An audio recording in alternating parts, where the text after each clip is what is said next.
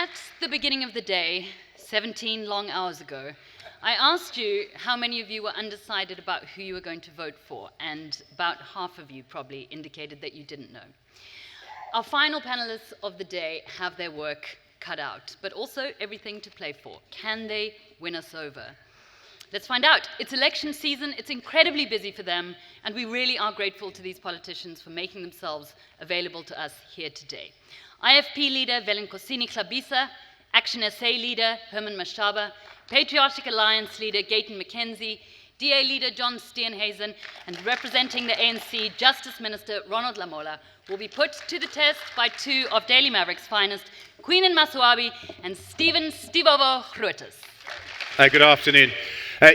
We can have a seat. You know that it was the politicians' panel because about 2 minutes ago, one of the organisers backstage said, "Will all the bodyguards please leave?" And 20 people left. Good afternoon to the audience here at the CTICC, as well as those logging in online. And to our panelists this afternoon, thank you so much for making time to be a part of this conversation. Now, my first question is around youth unemployment. We do know that South Africa has one of the highest unemployment rates, and particularly it affects young people. I would like to ask you, John, specifically, what the DA has in store to ensure that this matter is remedied. Yeah, thanks. And I think it's a great question. 7 out of 10 young people between the ages of 18 to 24 in the country cannot find work. And this is obviously a huge pressing economic problem, but it's also a socio-economic problem.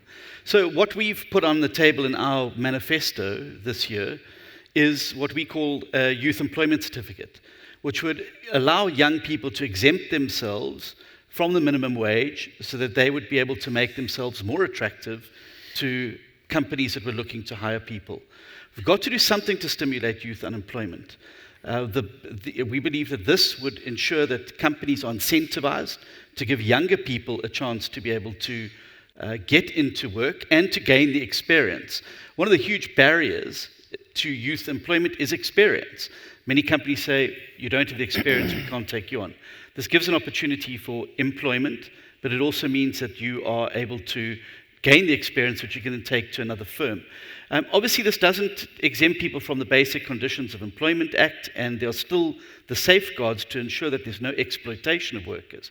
But then we also have to focus on how we attract investment into the country to be able to provide the jobs that we're needing. We are needing large numbers of labor-intensive operations coming into South Africa so that we can absorb what is a largely unskilled labor force. And that means we are also going to have to look at relaxing the labor regulations that are disincentive for companies to hire people and to make South Africa an attractive place for people who are looking to export labor-intensive jobs outside of the European Union, the US, and other parts of the country into South Africa so that we can absorb this. Our current labor system, as wonderful as some people may think it is designed for the type of economy we would like to have, not the type of economy we have now. And if we don't do something different to what we've been doing over the last 15 to 20 years, youth unemployment is going to continue to rise. And we're going to meet it with those heartbreaking scenarios of graduates standing in their gowns with their certificates at traffic lights begging for jobs because there are no jobs out there. Velenkosini Hlabisa, would you also change the Labour Relations Act? Thank you very much, Stephen and Queen and the panelists. The IFP believes that the labor relations in our country will need a revisit to ensure that the restrictive conditions that makes it difficult for the business to thrive while protecting the interest of the workers will need to be protected. But the first thing that you need to do in South Africa, get politics right.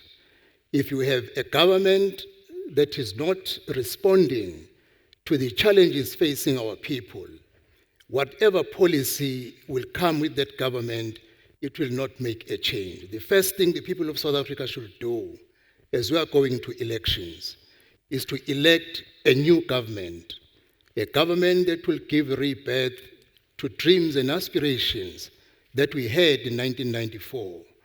2024 should be treated as our 1994. We removed a government that was not effective in addressing our challenges. In 2024, we must remove a government that has plunged our country to unemployment, crime, load shedding. If you want to create job opportunities for our youth, you must deal with the climate. The current climate does not create job opportunities to prevail. Deal with this crime. If you deal with crime, you create the environment for foreign investors to come and invest in our country. If you deal with the government of the day today, you will remove a government and bring a new government that will deal with load shedding. Load shedding destroyed our economy, the job opportunities for our youth, even the people who had interest to establish or build their businesses on their own, those chances were eradicated by the load shedding. So if you want a change, as we have 41% of our youth unemployed, get politics right. Ensure that you support the local economic development programs where more jobs will be created. When it comes to our youth who are at school, especially at the university level, ensure that you create a climate. You don't have graduates who will complete and stay at home as we are having now.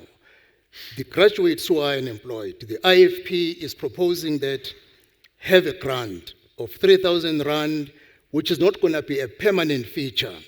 While you are trying to absorb them, give them a grant so that they can be able to make a move, able to go and look for a job, able to make their applications. In the meantime, deploy them at the municipal level, provincial and national government over a period of 12 months where they will get an experience in terms of what they went to school for. Okay, there was a very interesting point you made there about voting out the government. Ronald Lamola, representing the ANC. 30 years, youth unemployment at all-time highs. Why should anyone who's young, without a matric, vote for you? Yeah, no, thank you, Stephen. It's because we have the experience. We know what works, and we know what does not work. We have seen it in the last 30 years. And as I've said earlier, but it's hardly worked, Minister. I'm sorry to interrupt you so early in this, but it hasn't worked. Yeah, as we speak now, we are at about less than 60% of the load shedding we had last year. It's because of the commitment and the work we are currently having with business. We are also working on logistics with business. Also 45% reduction at the Devon port. That is the compact that we already have with the business sector. And also civil society. We have seen our work with them during COVID-19. We've been working with South Africans to rebuild. And that is why States SA has been able to say that we are now back to pre-COVID levels of the economy. So that is the work that we know, and that is the work that we'll build on by giving incentive to small businesses so that we can grow the economy. We are not going to do so by relaxing the labor relations. We will continue with the current labor relations because it's important to protect the rights of workers that have been exploited in the past. So we are very clear on that program that we are continuing to provide the support to entrepreneurs in our country, and that is by ensuring that by the end of this year, there will be no load shedding. And this is not propaganda. Okay, so Yeah, Minister, that is 2040, Minister Lamola, that is we have 2024. heard so many promises. And that is not propaganda, Stephen, because as I have said, Minister, this we've heard has a lot of been promises from the engaged ANC with the before. business, and we are in agreement that there has been a reduction. Minister, we've heard a lot of promises from the ANC before about load shedding, specifically timelines that have not really translated in the last couple of years. What is different now? The difference is that there is a commitment now. We're working clearly with government, and there is a skill that has been put together in our compact that we're working on with business and all civil society. And that can be proven, is there, is not propaganda. It is also proven through the processes that have been undertaken and the states of the level of load shedding, including the input that is also coming through the solar-powered system through private use, and also the regulations through the electricity regulations system that has enabled the private sector also to plug into the grid. So there is work that has been done. So the ANC's solution is the private sector. I mean, we can say the ANC's policy is privatization. Is to work with South Africans. We have always believed in a mixed economy where the private sector, civil society plays a role. And we have also believed in that even during the period of COVID. We have worked with South Africans because the role of government is also to create an enabling environment for everyone to play a role. Ntate Mashaba, do you think that Action SA is as ambitious as the ANC in terms of solving load shedding as a means to making sure that there's job creation, especially for young people?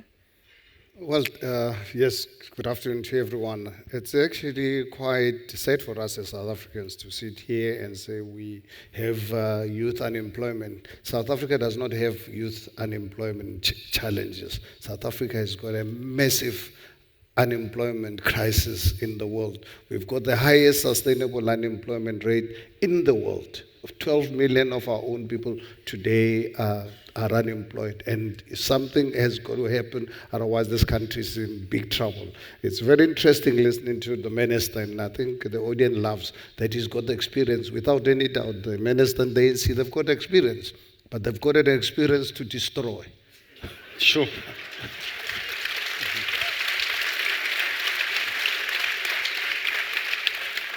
You cannot really talk about youth unemployment or job creation when you are unfriendly to capital, you are unfriendly to the business community. You come out with draconian labor laws that actually ultimately drove me to really get into politics, get into this job that I don't like, because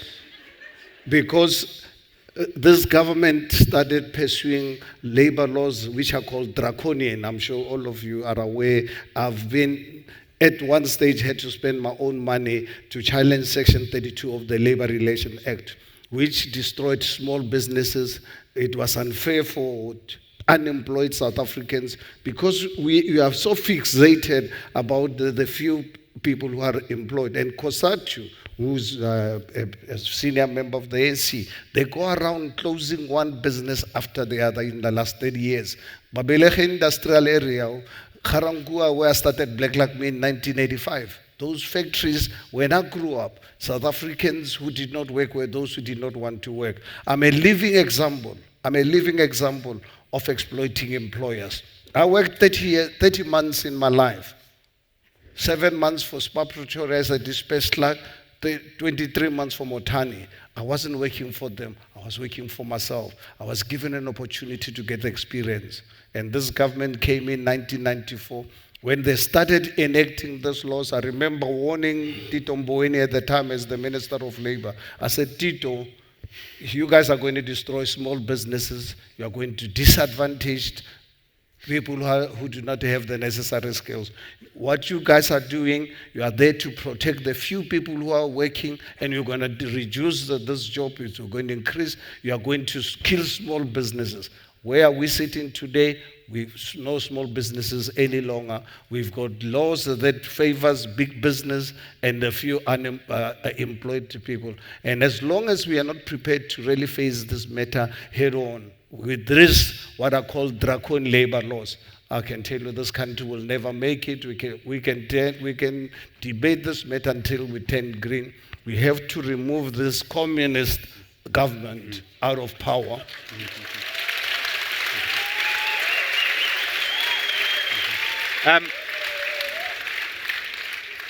Gayton McKenzie. You know, good afternoon. I mean, you're obviously going to change the labor laws too, right? You're a businessman. No. You say you'll go for wherever the best deal is as the Patriotic Alliance? You know, the problem is that South Africans like to intellectualize problems.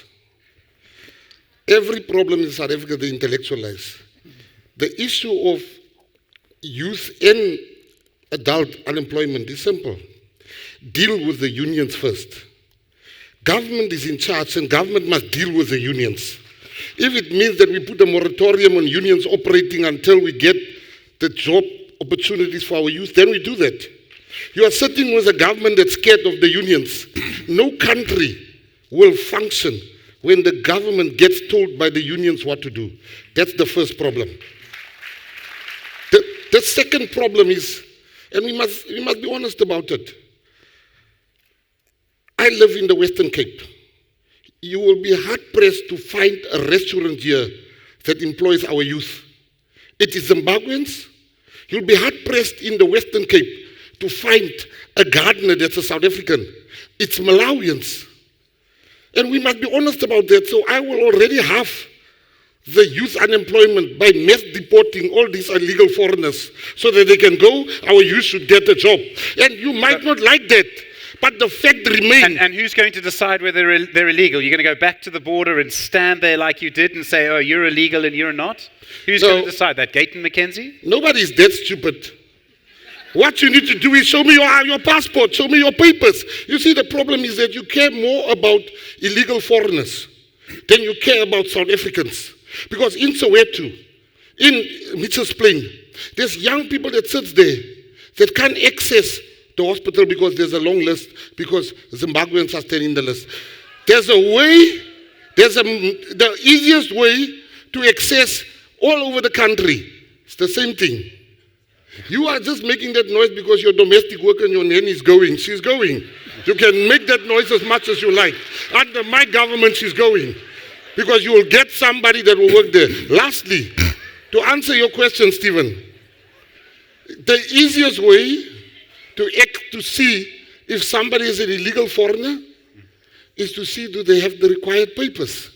Failing to produce, when the traffic cop stops you, they ask for your license to see if you have a driving license. And I don't care how much money you have or how influential you are, you will give the driving license. No, what is wrong with asking your passport?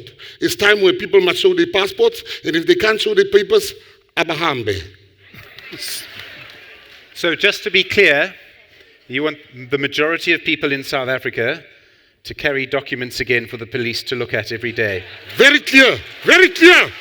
You are already carrying documents. You have your ID with you all the time, your driving license. Is that not a document? What nickname would we give such a document? I don't care what nickname you get as long as you do what I tell you to do. Shall we move on? Please. To something less controversial. Yeah. Queenan, shall we talk about Umkhonto we Sizwe? Less controversial, perhaps? So the MK party has, obviously attracted a lot of media attention and attention from South Africans as well, right? I'd like to know from the panelists, I'll start with you, Ntate Thabisa. Do you believe that they pose a threat to the IFP because that is your stronghold as a party? The IFP is the strongest in KwaZulu-Natal, where Umkhonto we Sizwe is currently predominant. But the people of KwaZulu-Natal and the people of South Africa know who Umkhonto we Sizwe is. Umkhonto we Sizwe clearly is ANC. Jacob Zuma did not leave ANC nor expelled. He was only suspended. He remains an ANC member. The people of KwaZulu-Natal, the people of South Africa should not be confused. That if you vote for MK, you vote for the same ANC. That will not do nothing new except to destroy our country further. We are not worried as a party in KwaZulu-Natal, in Gauteng and Mpumalanga, where we will be contesting most, because we know our members are very clear. They want a new government. They do not want the same organization in another form that failed them. They are willing to give the IFP, because we have demonstrated in KwaZulu-Natal. In 1994 to 2004, we created stability in terms of government in terms of economy, jobs were available. We never had a graduate sitting at home in the first 10 years of our new dispensation, which is a shame now under the current government. And I do not want to spend more time talking about the current government, the appeal. The people of South Africa, get politics right. If you want to deal with unemployment, remove the government that has plunged our country to unemployment, load shedding, corruption, and crime. But, Mr. Hlabisa, when you look at the results from the recent by-elections, specifically Abaqulusi and Pongolo, you see that the MK party has been taking votes not only from the ANC, but the IFP as well. Surely this should be a concern. If you look at those two by-elections, we did do our study. There is no conclusive evidence that the drop on our side was the result of the emergence of Umkhonto weSizwe. And we have seen even yesterday, Umkhonto weSizwe did not contest in Newcastle, where the IFP took 3 wards from the ANC with an overwhelming majority. So now, for now, until we see clearly who is Umkhonto weSizwe, as it stands, it doesn't present a threat to us except it is eating from the ANC, which is a good thing, of course. Well, let's ask them if they see it like that. Minister Lamola, is Jacob Zuma still a member of the African National Congress? Thank you, Stephen. Jacob Zuma's membership has been suspended from the ANC. So he's still a member? He has been suspended. His membership has been suspended. As you are aware, we believe in due process. We have taken him through the processes because an expulsion is an outcome of a process and it's not a kangaroo organization like any other one. And you will be aware that there is no confusion with regards to that MK is not the MK that is contesting elections is not part of the ANC as Mr. Hlabisa is alleging. And I think Mr. Hlabisa is the one who is very concerned about the MK eating on his votes, despite him refusing to acknowledge it, because the outcomes of the elections, of the by-elections, clearly shows that it is eating from the IFP. And it is also eating from the ANC. It is also eating from the EFF. And we believe that it will not have an overall impact in terms of the percentage for the ANC to continue to be the leadership in KwaZulu-Natal, because in many by-elections we have also won, and we will still be able to succeed in the province of KwaZulu-Natal. So Mr. Hlabisa should not be worried to tell the people of South Africa the truth, that he is the one who's the most scared about the MK party of Jacob Zuma. We are not scared, we are ready, we have taken the battle to KwaZulu-Natal, and we will indeed again emerge as the leading organization in that province, and I believe also in the whole country. You said leading organization, you didn't say above 50% in KZN.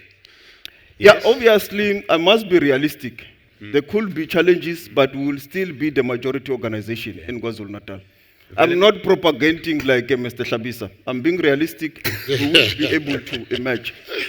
Well, let's talk about realism, because there are several members on this panel, as you would have noticed, from the multi-party charter movement. Velenkosini Hlabisa, if the ANC is the biggest party in KwaZulu-Natal, and they offer you a deal that would make someone from your party the Premier of KwaZulu-Natal, you're sitting between Herman Mashaba and John Steenhuisen, would you take it? There is no way the ANC will be majority in KwaZulu-Natal. Stephen and the people of South Africa, the score as we speak today is 15-1. The IFP since 2021 has won 15 wards from ANC. The ANC has only won 1 ward from the IFP. That speaks volumes. Yesterday, we took 3 wards from the ANC. There is just no way for ANC to be a majority they destroyed KwaZulu-Natal. People of KwaZulu-Natal, once the IFP, which once led them, and they knew what the IFP did, and they want the IFP to revive that KwaZulu-Natal. That is why they give the by-election results in favor of the IFP. There is no other miracle that is going to happen in KwaZulu-Natal. So, on the subject of the MPC, what I've seen that's very interesting is that, a group of parties have come together, and there seems to be some kind of love-hate relationship, especially between Action SA and the DA. And I ask myself, what is binding you together? Is it the funders? John, could you take this one? No, it's not the funders. It's a unwavering commitment to get this ANC out of government so that we can start to change the country. Because we all accept that the era of coalition politics is on us, and we need to work together across party lines, and it's the first time in 30 years the opposition is working together to liberate the people of South Africa from the corruption, the maladministration, and the disaster that is the ANC. And we've got to provide, and we provide the very clearest path to victory to do that. Do we agree on absolutely everything? Of course not. But we agree on the fundamental things that are going to be required to get South Africa moving forward again. And that's why we've spent the last few weeks and months working on common policy areas. We've been releasing our plan on how together we will fix the economy, working together how we will keep people safe in their homes, working together about how we will end load shedding, because believe you me, we heard this story about ending load shedding. In 2018, Cyril Ramaphosa told us all that in 12 to 18 months, we'd forget the problems with load shedding ever happened. Last year, Fikile Mbalula told us by the end of 23, there'd be no more load shedding. But we've all seen the report by the German agency that says load shedding is going to be with us for another 5 years. So we're seeing electioneering taking place around that.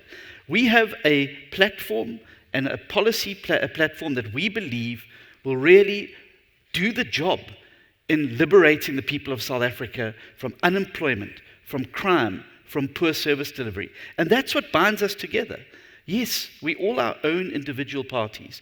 We have our own ideas about certain things, but on those big things that are going to be required to move the country forward, there's absolute unanimity on that. And I'm very proud of the fact that we've been able to work together maturely, without squabbling, coming together, not for our own interests, but for the interests of the people of South Africa. And I think that's what binds us together.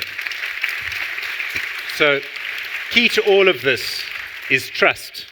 So, Herman Mashaba, do you trust John Steenhuisen and Willem Kusini Glabisa? Well, Stephen, I'm not in a business of trust. I'm in a business of saving our country from the ANC.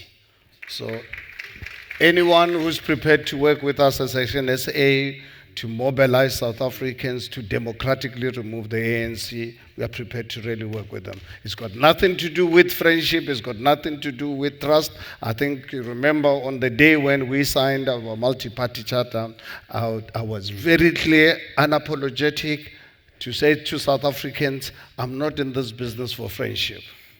I mean, this is a very serious matter, because if we are going to allow the ANC to be in government in 2024, South Africans, we're in big trouble. Mm-hmm. So we need to really work with like-minded South Africans to ensure that we can mobilize South Africans. And I think it's interesting today, we've got 27.7 million South Africans who are registered to vote. Mm-hmm. And I can tell you, out of the 27.7, ANC will be lucky to get 8 million. So there's roughly 20 million people who are ready to vote, but we need to inspire them to vote, because we might end up with people not turning out to vote. And we're giving them an option. Yes, IFP, yes, DA, yes, ACDP, yes, Action SA. But we are not here for friendship, because it would be dangerous for us if we are going to coalesce and form a multi-party for friendship and cover one another. I'm not here to cover anyone for anyone, and we as Section SA, we don't want anyone to cover for us. We must hold each other accountable for the interest of South Africa. And we expect South Africans to hold us to that standard, because you can imagine if we get together, friendship of the tripartite alliance, we continue on that trajectory. So South Africans must be happy, be proud to say, you know what, we have political parties we're going to vote for, but these are parties that are going to hold each other accountable. And that is what democracy is all about. That is what good coalitions are all about. So I want my colleagues on the MPC to know and be prepared. Action SA is going to hold them accountable, and we want them to hold us on the same standards. So if a party leader from the multi-party coalition spent 12.5 million rand on someone writing a book about them, you would hold them accountable? Oh, Stephen proudly spent the money that... Proudly spent the money? Yes, proudly. My own money that I've worked for, that I've earned, and as a businessman, that is why I'm not the one to be determined by someone else who I must pay, how much I must pay people. That is why I'm against the minimum wage issues. I'm against any government to tell me how much I must pay people. I, as a capitalist, I decide what value I get. I've paid money on this money. It was never under any mattresses. I never put any money under mattresses. I paid taxes. You can ask Revenue Services. They do a full audit of my life. They are most welcome. I'll invite any South African anytime to open myself to a lifestyle audit. And I've requested other political parties, if anyone is happy to do a lifestyle audit, Herbert Mashaba is actually prepared to really pay for this. So how much I pay people, and I pay for value with my own money that I've you got no value from that book. 12.5 million rand for that book. I mean, have you read it? Well,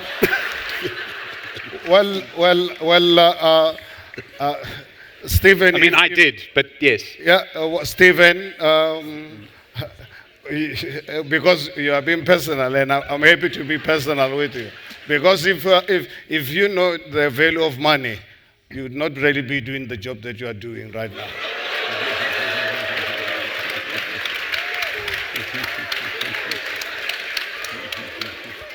Some of us place a greater value on other things.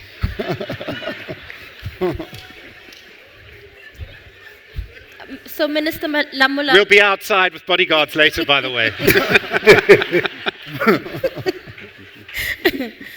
Minister Lamula, when you talk about coalitions, I know that the ANC has a general principle that you will not have any discussions around that before the elections and rather wait for the election outcomes before going ahead with that.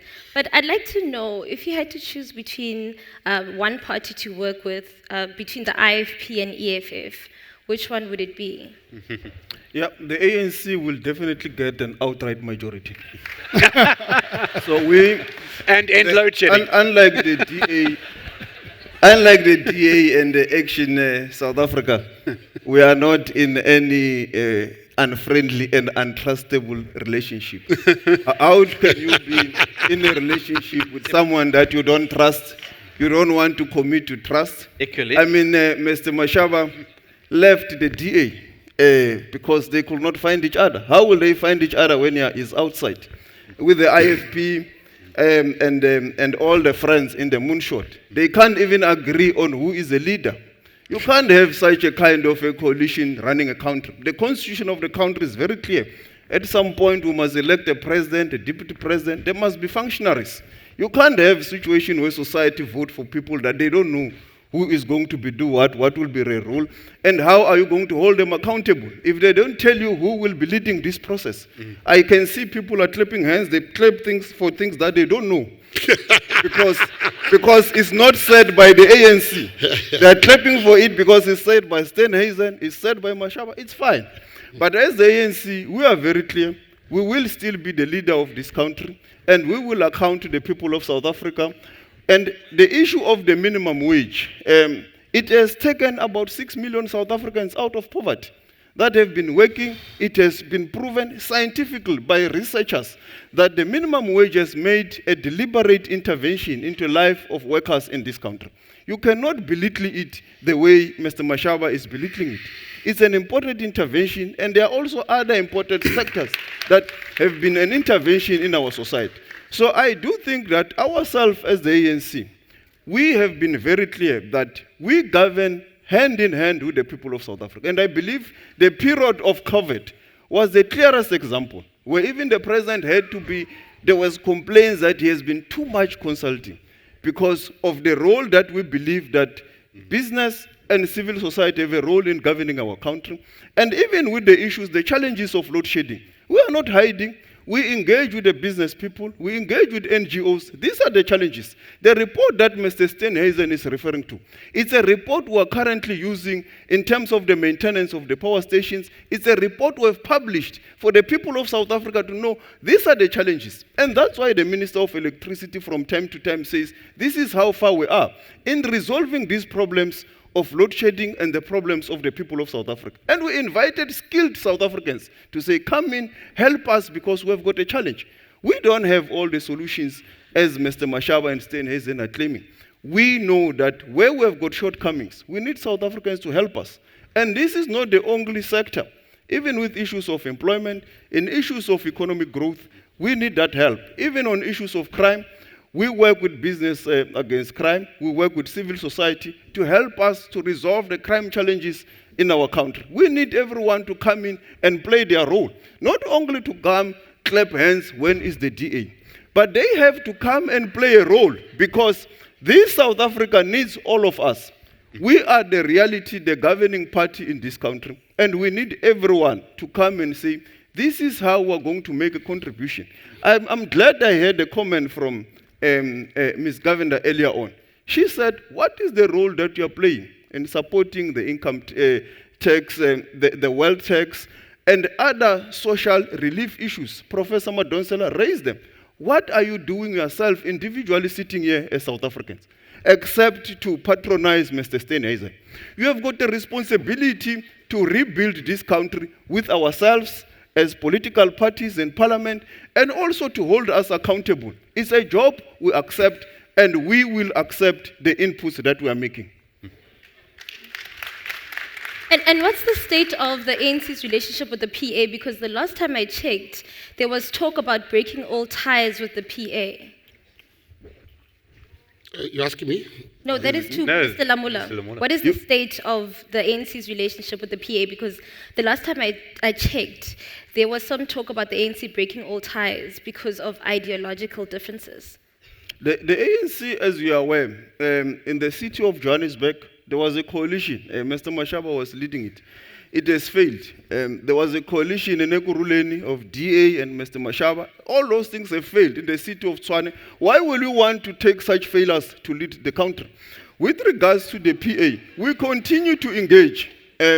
We continue to have engagements where we have got some relations of governing, and we will be able to announce to the people of South Africa that these are the situations that we have had challenges, and we also engage with them and raise them, and they are aware of some of the issues that we've raised in the city of Johannesburg and in the city of Ekurhuleni.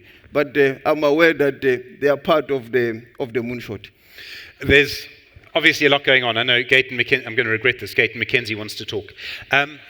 Yeah. As the Patriotic Alliance, you play a big role in some of these coalitions. You play a big role, for example, in Beaufort West, where there have been 1, 2, 3, 4, 5 mayors in 2 years. So if you play a big role in national government, are we going to change our president every 6 months? My company.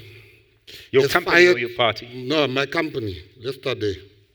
My company, which is hugely successful at the moment, I went through 6 CEOs in 2 years.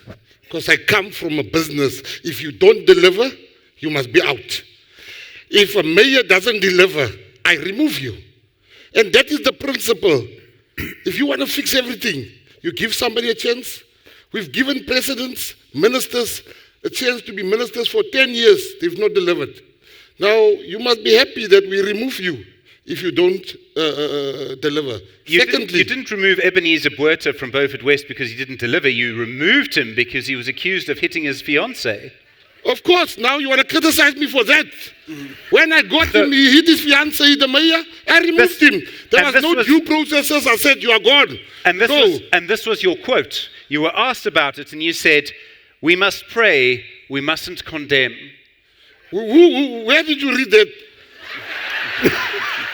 You can't In the Daily Maverick. listen to me. What you are saying, we must pray and we mustn't condemn. But I condemned him the next day. Tuesday evening, he hit his girlfriend allegedly. Wednesday morning, I removed him. You want him to stay so that you can come to me again here and say, Gayton is keeping people that hit their girlfriends. Well, who selected him? Pardon? He's gone. He's no longer the mayor. Yes, but who appointed him in the first place? It's us. I don't know if you're going to hit your wife tonight. How do I know what you're going to do? You don't know if I'm going to hit my partner. You see, we must be realistic. Listen, Stephen. Let's be very realistic. I'm listening here. Let's go back to Jacob Zuma. Of everybody sitting here, Action SA, the DA and PA is probably the least touched by the emergence of Jacob Zuma. You went to Russia with him Can I for an oil answer deal. his questions? So I'm saying to you, anybody that's not worried about Jacob Zuma has not been paying attention, or they're playing to the gallery. Jacob Zuma keeps people, not in this gallery I see, but at home. They are strategizing how can they stop this person called Jacob Zuma. He's filling up places wherever he goes. Jacob Zuma is the wrecking ball of this coming election. So I'm not going to sit here and agree that Jacob Zuma is not a threat. They are all worried about Jacob Zuma. They're just telling you now to be clapped here for, they're not worried about Jacob Zuma. Number one. Number two, you see, we must always be honest. I was hearing now the issue that the leader of the DA says the reason why he works with Action SA is because he's got the unwavering commitment to removing the ANC. Where was that unwavering commitment when Action SA came to us to ask us to join the Moonshot Pact? Where was that commitment? And he told them he will never work with the PA. So he mustn't come here today and lie and say, I've got an unwavering commitment. The reason why he doesn't want the PA, and it has been every second person in this audience, and I just think it's truth time. Every second person in this audience know the PA is unreliable, which is a lie. But you betrayed the DA. I'm not the leader of the DA. If I say no to the DA, that's that betrayal. Do you think I must be subservient to the DA? Why don't you ask Herman Mashaba? He's here. I'm going to sit back. You ask Herman Mashaba, did I betray the Moonshot Pact? I'm not the leader of the DA. I think Stephen, let us really be honest with each other, South Africans. I think for anyone to say that PA betrayed us in the city of Johannesburg, it's a total lie. It's being disingenuous. PA has always been committed to running Johannesburg with us, but DA made it impossible. John Steenhuisen, were you betrayed by the Patriotic Alliance? So I think it's honestly really very fair, and I'm not friends with Gayton. I don't know him I only know him professionally, but one thing for sure is that Gayton, even tomorrow, for me as a resident of Johannesburg, to be subjected to the ANC EFF because the DA does not want to remove them in Johannesburg, it's really quite painful. IFP can tell you, Freedom Front Plus can tell you, we want to remove ANC tomorrow in Johannesburg. PA is prepared to support us. And we are saying to the DA, you don't necessarily have to be, and we respect your view that you don't want to be in a messy coalition. But then vote with us on an issue-by-issue basis, because when you do that, we are in such a powerful position. But you cannot really tell us giving us the power to remove ANC and EFF, and you vote with us on an issue-by-issue basis is not fair for the residents of Johannesburg. We're going to run out of time. I think you know that. John Steenhuisen. I just want to say, there's no point me re-prosecuting the past in Joburg with Herman. We're working together in the multi-party charter to build a future for South Africa. Maya Angelou famously said, when somebody shows you they are the first time, believe them. We haven't been stabbed in the back once. We've been stabbed in the back 8 times by the Patriotic Alliance. This is the same party. This is the same party that's keeping the ANC and EFF in power in Knysna, where there's a body floating around in the reservoir for 2 weeks. This is the same PA that is keeping the ANC and others in power in Nelson Mandela Bay. This is the same PA that they said that they were going to turn Beaufort West into the Dubai in the desert and raised all this money in Joburg. Well, it looks more like the desert in Dubai to me when the last time I was there. Right. This is the same PA who says that they will be sold out to the highest bidder. Gayton has said it in meetings. If I come to the meeting and somebody makes me a better offer, I will go there. We learned in 2016 in Johannesburg, you cannot do deals with people who don't share your values and principles, and you cannot trust to go the distance with him. Unlike Herman, I trust Herman. I trust Velenkosi Stabisa. He doesn't trust you. Which is why I put my. He doesn't trust you. I don't trust. Well, I don't trust you. He's a smart man. Don't get an answer. Sorry, I'd like to finish my point. I have to answer him. I'd like to finish my point. Yeah, I'm going to let John Steenhuisen finish. I'd like to finish my point, if I may. I'd like to finish my point. My point is simply this. This party, its approach is, these are our principles. If you don't like them, we've got others. And they're for sale to the highest bidder. You cannot have a lasting coalition. You cannot have a lasting coalition if while you're trying to govern, you're looking over your back because somebody with a bigger checkbook is coming around the corner offering to write a bigger check. That is not stability, and I don't want to be part of it. And let me just be very clear as well. It wasn't only the DA that said no to Gayton. It was also Dr. Peter Groenewald of the Freedom Front and Neil de Beer of the UIM, who said they did not want to be in a coalition with Gayton because he cannot be trusted. He's propping the ANC up. They are the partners. They are the ones that trust each other. Gosh, Professor Gumede has got a lot of work to do. A lot of therapy work. Vote Gayton, PA, a minute. get Go. ANC. That's the message. Vote for the PA, you will get the ANC. Okay, John, thank you. We have heard you. Gayton, we're going to give you literally a minute. All right, now, it's fine, when this man can lie so openly while I'm here.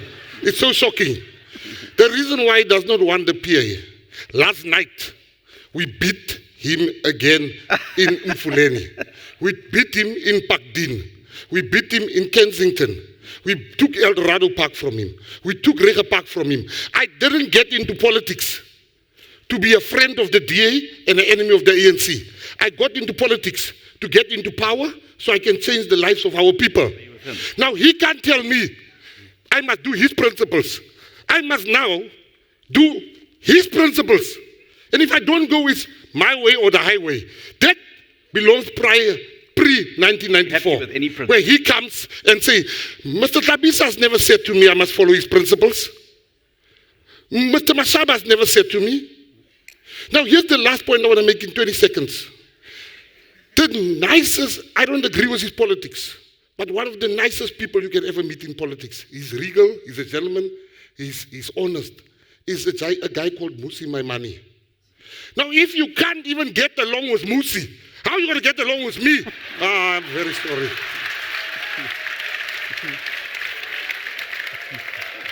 The victims are everywhere. Musi, that's one of the victims. A smart man, Mashaba, is a victim of his principles. Victims are lying all over. Dindiwe Masibuku, that's a victim of his principles. Mbali Tuli, that's a victim of his principles. Mpho Palazzi, why are they always the dark-skinned people that must do his principles? I'm getting worried that the bodyguard for Ronald Lamola is sitting behind thinking I'm going to have to remove this guy from sitting between these two people. Now we're going to move to another very sensitive topic. If you don't like this topic, we have others. South Africa, yeah, it's your coalition government. Here's your coalition. That's the coalition there. That was powerful. You've been waiting for a long time, Mr. Khabisa. Quickly, if you can. Thank you very much.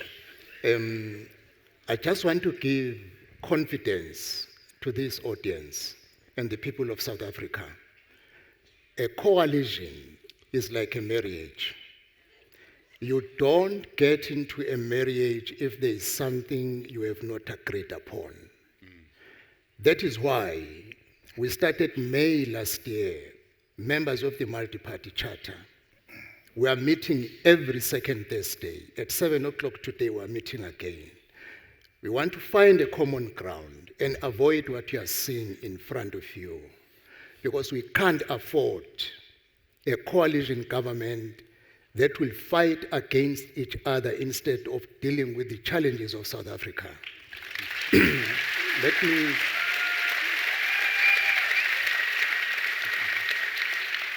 You go to Ekurhuleni today.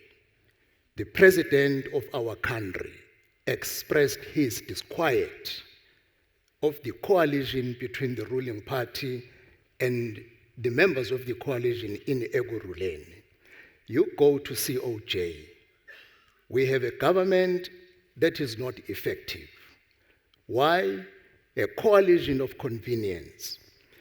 What the Multi-Party Charter is doing, we are trying to find a common ground, and we have worked a lot since May last year to date.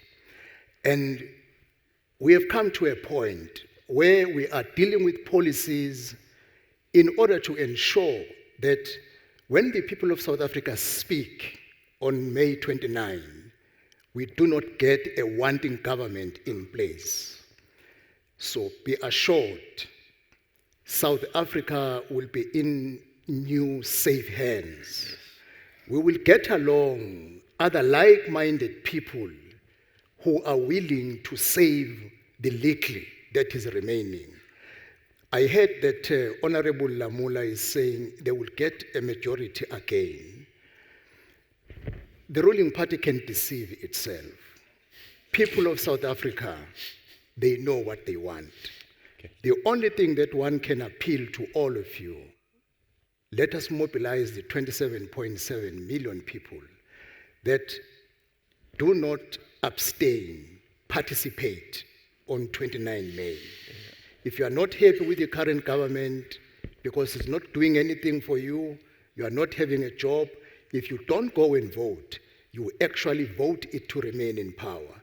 The good thing you must do, go to the ballot box, protest with your vote, remove people who have failed you. The IFP has experience, integrity, we know how to govern. We are ready to be the voice of the people of South Africa. Yeah.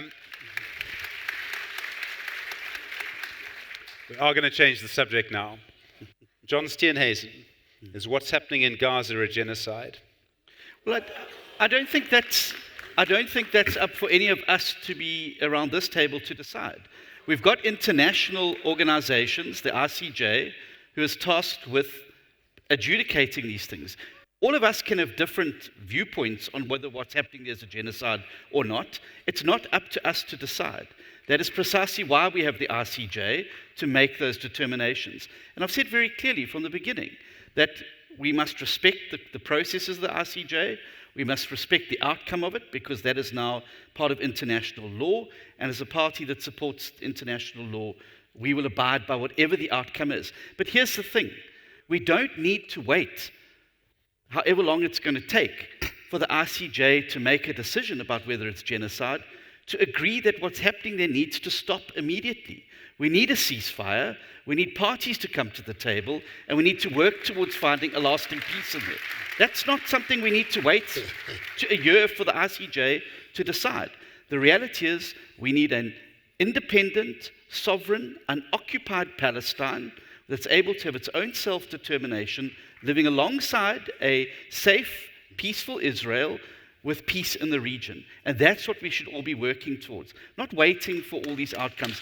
And I think Ramadan offers us the best opportunity to be able to make this clarion call now for a ceasefire. Let's get humanitarian aid in there, but let's also start looking for mature leadership in Palestine and in Israel to come together like we did in South Africa and negotiate a way forward so that they can have a lasting peace in the region. So, John, I would like to know if we wake up tomorrow and the DA has the majority, would you continue pursuing the ICJ case? Well, the case has got to continue because the case has been laid and due process has got to follow. I don't think it would be in anyone's interest to withdraw the case, nor would you be able to do so. But what I would do is be making sure that South Africa is playing a constructive role in trying to bring people together. And I think we've got a unique offer to make to the Middle East because we too are on the brink of a war situation in South Africa. And I think the miracle of the mature leadership that then emerged on both sides to be able to come to the negotiating table where we're able to negotiate a peaceful way forward. Bombing and continuing the bombardments is not going to get the hostages released. Negotiation is going to get the hostages released. Moving towards a situation where Israel can have a safe border with a free, unoccupied Palestine is going to be the subject of negotiation. And the sooner we can all work together to get those negotiations going, I think the better it's going to be for the region, and I think the better it's going to be for the world. Okay. Dayton McKenzie, do you want to see a free and sovereign Palestine? Right. I think they lie when they say white men can't dance. John has been dancing around the question here. He's not been answering the question. Let me show him how you answer the question. No, let me answer the question. Number one, there's no genocide happening there. Number two, hear me out. Let me answer you. When children are starving, that's no, not let genocide. me answer you. Don't tell me how I should answer you. Number two, let me tell you something. If I'm the president of this country, and let's say Lesotho comes here and they take hostages and they take children, and I will bomb Lesotho, and if they want peace, they must return the children.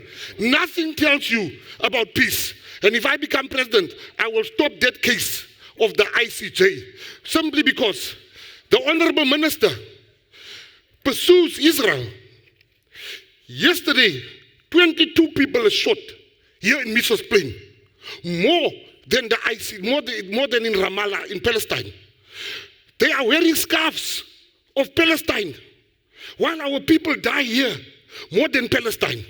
Today they say we must be enemy, Jewish people are the enemy. I grew up poor. It was a Jewish woman in Operation Hunger that was giving us food. It was the Jewish people that went to Mandela to jail. So nobody will tell me Hamas is a terrorist organization that should be destroyed totally. That's my stance. Hate me or love me. I think we did expect a strong view. Didn't Yeah. When we had a workshop, we thought there'd be a strong view from Dayton McKenzie. I think we did. We predicted this. Yes. So now moving on to something that was quite topical this week is the credibility of the IEC, and it stemmed from a letter from the Democratic Alliance asking for additional observers, appealing to the G7 and Scandinavian countries. And with this debate, I would like to ask, starting with Ndate Mashaba, would you accept any outcome from the upcoming elections? We're going to put this question to all of you. Yeah. Well, will I accept the outcomes? Why should I not? Will it not be fair that you also put the ICJ to me? We know your view. Why should I dispute the outcomes? Because I don't know how we'll get there. I find it really very strange that South Africans are prepared to be allowed to divert attention from the real issues facing this country. Right now, you expect us as Section SA to trust the IEC. Why should I? You know, for us in 2021, our first elections, few weeks before the elections, they made us contest as a logo. Even up to today, they've not explained to us, making us lose 60,000 votes, and you expect us to trust them. The question of observers all over the world, it's a phenomenon. It's a world practice where, from time to time, countries are called, including South Africa. Tell me, why don't we, as South Africa, we are called all the time to go and to be observers in other countries? Is it not acceptable? We, as the multi-party, we are saying these elections are very important. We are asking the international community, please come and help us, because we're dealing with people we cannot trust. We cannot trust the ANC that's running IEC, so we've got to put additional measures. But over and above that, we are asking you, South Africans, please, we know for us as Action SA, we're looking for party agents because we don't trust the ANC. I mean, if anyone trusts the ANC, you do it at your own risk. So what we are saying is our constitution guarantees us to make sure that we've got 8 party agents, and we are calling on the international community. We're not forcing them. It's on a voluntary basis. If they must come and ensure that ANC does not steal the elections, that will really be appreciated. Okay, Mr. Hlabisa, will you accept the outcome of the elections when they're announced by the IEC? The IFP will definitely accept the announcement of the elections to be done by IEC. I want to put it on record. As different political parties, we might have issues with IEC, but the IFP believes in the credibility of IEC. But above that, the principle of international monitoring of elections, no one should be afraid of that, because it's something that has been happening in our country. And I'm aware that the ruling party has an issue. If you know you want to play dirty tricks, you will have an issue if there are more eyes looking at the process. It is clear there is more at stake in the coming elections. It has never been such for the ruling party to see the writing on the wall that they are going out. So the IFP is part of inviting international observers to give an extra eye over IEC, whom we believe is credible, but an extra eye is of great assistance.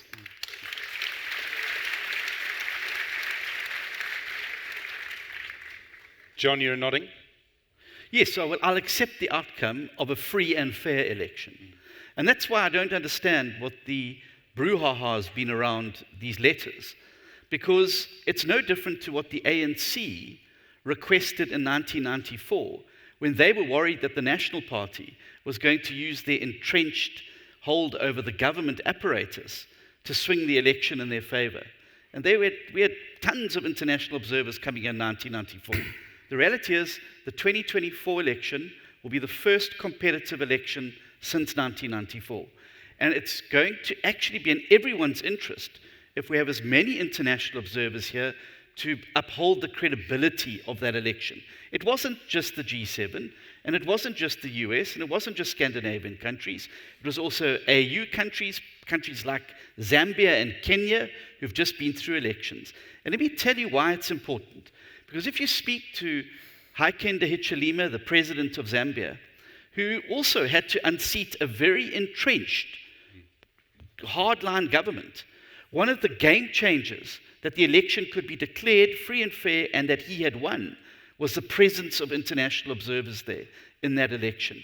And I think that the ANC, rather than hypocritically now that it's not 1994 and it's 2024, speaking out against this, should actually be encouraging this, because if the election is going to be a close outcome and he's going to, I suppose, in his dreams hang on to his majority, surely you would want that to be a credible result with as many eyes as possible. The IEC has failed their first test. This leak of the party lists out of inside of their the ANC list. Pardon? No, the DA list has also been leaked. It's on WhatsApp today, so you can go and see it there. This is an example of the cadre deployment that's been taking place that's now resulted in a factional battle within the IEC. And so they failed at their first hurdle.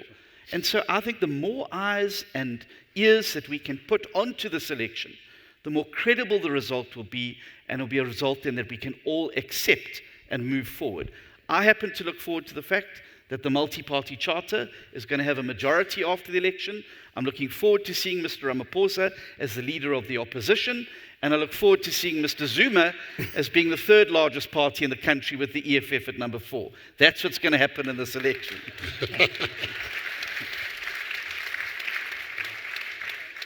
Minister Lamula, you have been, or the ANC rather, has been accused of dirty tricks. What is your response to that? Yeah, firstly is that the period of state capture has taught us that when you want to capture the state, you start by destroying institutions. The IEC has been doing a great job since 1994 up until now. There's never been elections that were contested. There's never been signs of an incredible institution. So we are not opposed to international observers, but we are saying the IEC has got processes that it invites international observers through, and they've already done that. They've invited non-partisan or non-biased or whatever type of observers. They've done it, they've accredited them. Why must the DA have its own parallel process of observing the elections? When all along it has been done, credible institutions from across the globe have been observing our elections, and the ANC does not object to that. We allow, let the IEC do its job. The DA and all other multi-party forums organizations sits in the IEC National Steering Committee where they raise their concerns daily. They can raise whatever issue. We have got no problem with that. It must be transparent. There must be observers, but those observers must come through the processes of the IEC. You must not destroy institutions for the sake of political expediency. That has been taught to us through the process of state capture. I know people are laughing, but that process has taught us that once you destroy institutions, and that is why now we are rebuilding the NPA, we are rebuilding many other institutions, including the Public Protector's Office, that was well run before.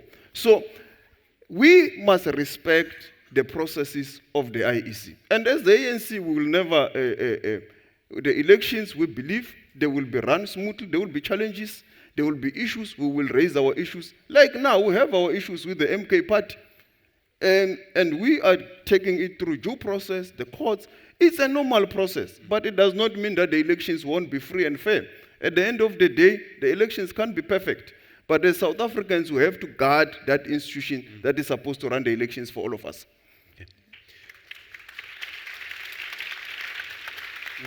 We're only running 13 minutes late now. Gayton McKenzie, will you accept the result of the elections? Yeah, I will accept. I've accepted all the results.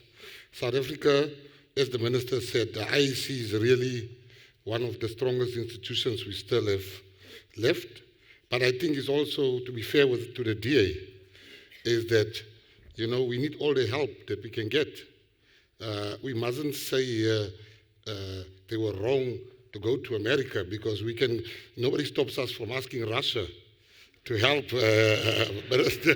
Nobody stops us to ask different countries. So I don't think, I think they're making a mountain out of a molehill. The DA was saying, if you know, as an ex-criminal, I can tell you now, the ones that don't want more ice are the ones that's planning to steal. If you have nothing to steal, if you're not going to steal, you have nothing to fear. So I'm saying America should come, London should come, Sweden should come, because there's going to be a massacre. And to the minister, I want to say to everybody this year, anybody that tells you the ANC is going to get 50%, it's not worth listening to. There's going to be a national coalition government. The ANC is not dead, but they're in ICU. Zuma is going to be causing damage. In the Western Cape, the same. The DA is not dead, but they are in ICU. So yeah, I'm going to accept the results. And with that, we conclude our conversation. I'd like to thank each one of the panelists for making time again, and I would like to thank our audience here at the CTICC and those watching online. And lastly, I'd like to appeal to every single one of you who is registered to vote to go out on May 29th and do the right thing. Thank you.